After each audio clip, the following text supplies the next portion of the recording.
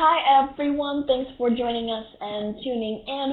Right now we're going to be discussing manufacturing production data, and what we should mention is that manufacturing output is expected to show an increase of 0.3%, as you can see right here on the whiteboard, following a 1% increase.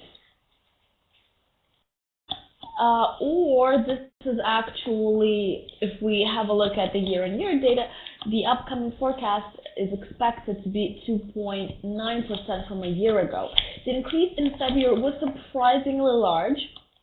Again, as mentioned, 1%. So a more moderate reading in March is not changing the overall positive trend at all and should be viewed as a return to the mean. And this is something that Yuhani Huapaimin, he's a blogger, Mod Levelers Daily, is actually sharing. He also says that note that the Purchasing Managers Index also declined slightly in March, but in April rose near to the November's high, suggesting that manufacturing production is set to continue robust growth in the coming months. The purchasing managers had been falling before April for several months, as China's cooling economy and the bad weather in the US had led to the slump, but that seems to be behind us now. Also, the IMF has recently increased UK's growth forecast for 2014 to 2.9%, and the economy is expected to reach pre-crisis levels by mid-year, so very soon indeed. With UK economic growth strongly outpacing the euro area, the Great Britain pound has been strengthening for a couple of years now, erasing roughly half of the loss in value the currency went through at the onset of the financial crisis. Currently, the euro Great Britain pound pair is near the January-February lows, and a break lower could accelerate the trend. Let us also have a look at what some of the economists that were polled by Bloomberg are saying about the upcoming data release and what their estimates are. So overall, 21 economists have been polled by Bloomberg, and right here you can see 10 of them with their respective estimates. High estimate being 0.6%, while the lowest estimate being minus 0.3%. Now, Credit Agricole, they're actually saying that we expect a modest increase in UK industrial production, 0.2 month-on-month in March after the strong rebound in February. This would imply 1% quarter-on-quarter growth in industrial output in Q1, higher than initially reported by the ONS in its preliminary estimate of GDP. However, given the small weight of the sector in GVA, 15%, the March IP number is unlikely to imply an upward revision to the Q1 preliminary estimate of GDP growth unless there is strong upside surprise. And of course, finally, let's have a look at what Dukascopy community members are saying about the potential impact on the Great British Pound and USD. So overall, we can see that they're divided 50-50 basically, as 28 believe the impact will be bullish, while 27 voters believe it will be bearish. Agalvi, someone who provided a bullish outlook, suggested that UK manufacturing may have expanded as European manufacturer around Europe has put also better figures. So that is all for now in terms of the fundamental aspects, and now I'm giving the word to Alex to have a look at the technical side of things. And Alex, feel free to join us.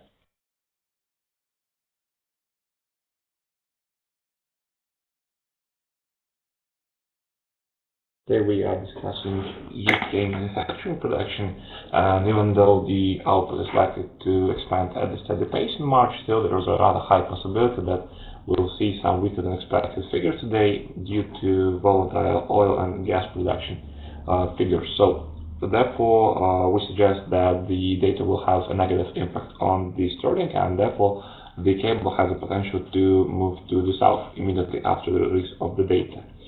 However, it's also worth mentioning that the report has a muted impact on the financial markets, as we see that during the last 5 months, the average market reaction was around 10 pips, so not really impressive. And also I would like to stress out that we had to revise our trading strategy several times due to the fact that we see the pair has been highly volatile in the recent minutes, so it was really difficult to place take profit and stop losses. But nevertheless, the entrance point is always at the market price, which currently stands at 169.23, so just slightly below the 4-hour support level. The recommended stop loss, as you can see, we recommend placing it around the 4-hour period as well as 200 period simple moving average, around 169.30. However, keeping in mind recent depreciation, I guess that will be slightly risky for this particular trading strategy, and I guess we'll have to revise it once again and place it 5 pips lower up to the 4-hour support. So the revised stop loss is now placed at 169.25. Regarding the take profit, so as already mentioned, the average market reaction is 10 pips. So therefore we have placed the take profit around 4-hour support and slightly above the today's low at 169.19. However, if we'll have a look at the key level for the short traders, that will be obviously daily support and 4-hour support around 169.14. So for risky traders, I guess that will be the key level once again. So you can also put the take profit around this level, especially keeping in mind the average volatility. So 169.19 or 169.14, that will be the potential take profit. Regarding the market sentiment currency index as well, so there's nothing new actually, as vast majority of traders are still selling the pair. Moreover, attitudes towards the sterling is strongly negative, with the UK currency being sold in 64% of all cases. Meanwhile, traders are still buying the greenback in almost 68% of the time. However, what is actually new is the proportion of pending orders in the 1500 pips range, and here we see that currently slight majority of traders believe that the pair will appreciate in a short, in a medium and long-term perspectives. And regarding the market sentiment provided by other market participants, here we see a rather similar situation to what we have seen in Dukascopy market sentiment index. Regarding the technicals, so there's actually also rather mixed situation, as we see that vast majority of them is neutral, suggesting that the pair will continue moving sideways or fluctuate within the recent boundaries.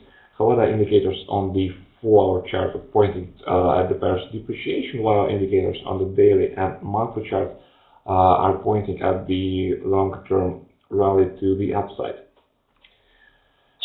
So less than a minute left before the news release. So actually the pair is already trading above the recommended take or stop loss.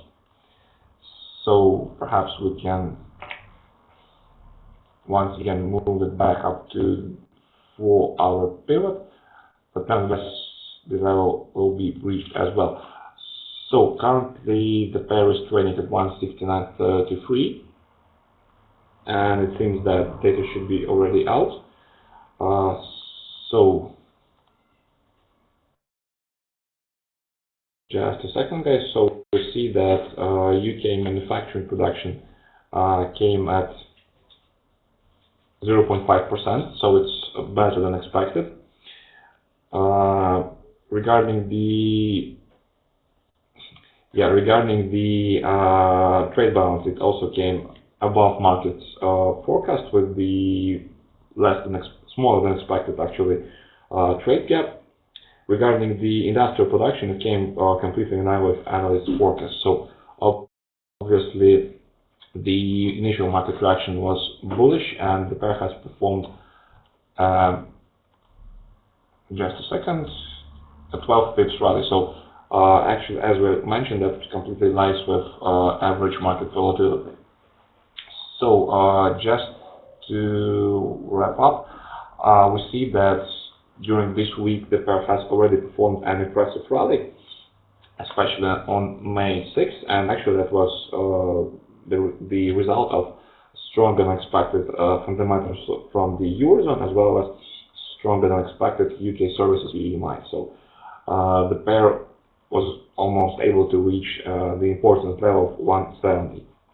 However, we see that during the second part of the week, the pair has been moving to the south, and currently the key level for the short traders once again is located around 169.14, while long traders should focus on the weekly resistance and daily resistance around 169.42.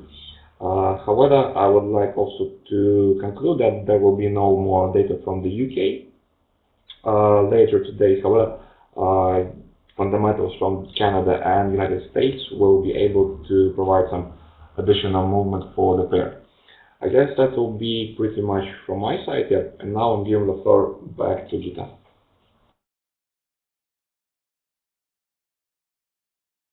Thanks a lot, Alex. Great stuff there. Okay, well that is it in terms of the UK manufacturing production economic data release. Thanks everyone for tuning in and joining us. Alex is also very happy apparently with the figures coming from the UK. He's smiling, he's shining, always wonderful. And be sure to join us today at 12 GMT when we are going to have our Fun Friday webinar with interesting questions on top news and headlines. But most importantly, we are also going to have a look at the community contest updates. So stay tuned and see you later. Bye-bye.